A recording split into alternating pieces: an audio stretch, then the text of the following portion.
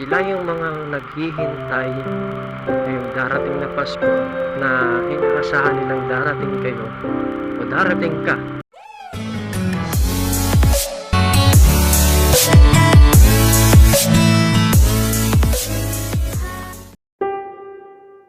Minsan pag may maganda at malaki kang bahay, no, ang baliwala rin kung wala kang kasama sa bahay, tahimik. Tulad ngayon, magpapasko, wala akong ilaw-ilaw, walang Christmas light, parang ano lang, bakasyonan lang.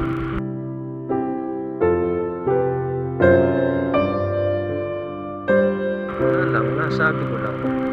Tulad nga na sinabi ko,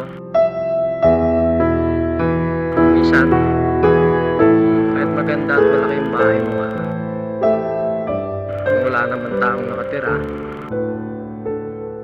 wala rin, parang malungkot pa rin. Tulad niya, magpapasko. So paano kaya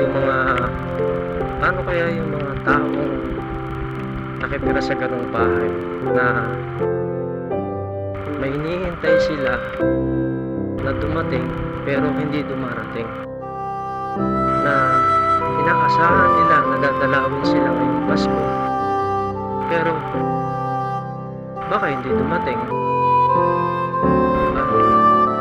Alam mo yung feeling na umaasa pa rin sila. Ito, for example, mga lola, siguro, mga pinsan ninyo.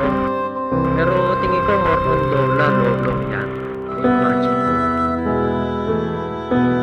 Picture na nakikita ko. More on mga lola. Sila yung mga naghihintay ngayong darating na Pasko na inaasahan nilang darating kayo o darating ka para doon mag-celebrate ng Pasko o New Year. So naisip niyo ba minsan na kamusta na kaya si Lolo at si Lola? Diba sinasabi ko lang karamdam ng isang tao na ngayong darating na Pasko parang umaasa ka sa wala or sa salitang sana. So sana maisipan din ninyong dalawin yung mga lolo, lola, anak ngayong darating na Kapaskuhan.